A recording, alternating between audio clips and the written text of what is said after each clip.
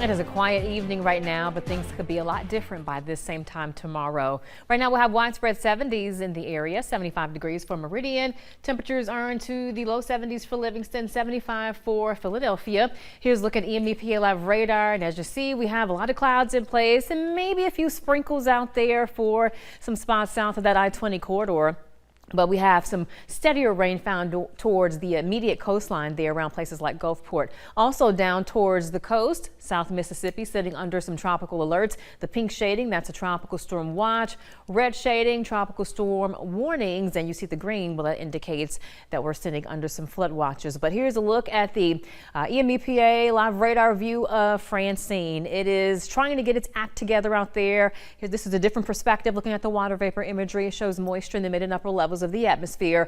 Again, definitely a lot of moisture surrounding it now. Earlier today, it was being intruded by some dry air, but again, now definitely trying to organize. You see the bright pops of color around the storm's core, indicating that those storms around the center are trying to build. So it is a hurricane now. Winds are up to 85 miles per hour. Looks like it just updated there, and it's moving northeast at 10 miles per hour. So it is now, again, a hurricane that is strengthening. And as we go through time, it is expected to maintain the strength of a hurricane. But I do want to go back a bit. With this particular graphic here, the colors that you see, well, that represents the shear zone. And you see these winds that are moving relatively quickly. Well, shear is just basically when you have a change in wind speed and direction with height. Right now, shear is not influencing Francine, but as it makes its way towards the north, it will be impacted by this shear, and this zone could hinder further development. So again, as it goes through the next day or so, it'll have a small window through tomorrow morning where it could further strengthen. Otherwise, by the time it makes a landfall, it'll be impacted by that shear,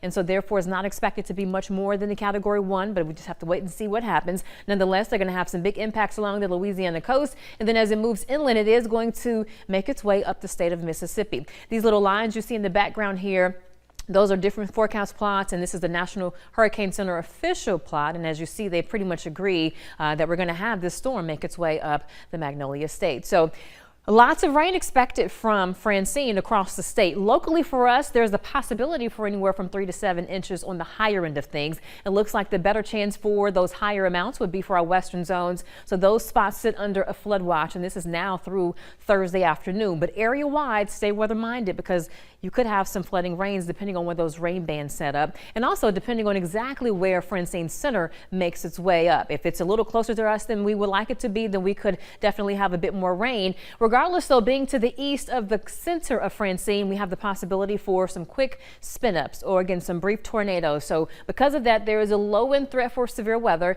potentially for those spin-up tornadoes as we head towards our Wednesday evening. That'll also spill over through the overnight hours heading into Thursday, more so the first part of Thursday. So it's very important that you have multiple ways of getting alerts during that time frame, even before bed on Wednesday night, because again, these tornadoes could spin up really quick. So here's 8 o'clock in the morning, just a few showers. Midday, a bit more of a scattered coverage. 5 o'clock looking wetter across the area. Again, through the evening, very soggy. 10 o'clock on a Wednesday, it's going to be a wet night. And then those bouts of moderate to heavy rain start rolling in early on Thursday morning. And again, it just really depends on exactly where Francine Center goes. But we're expecting a lot of rain. But after midday on Thursday, conditions will gradually improve.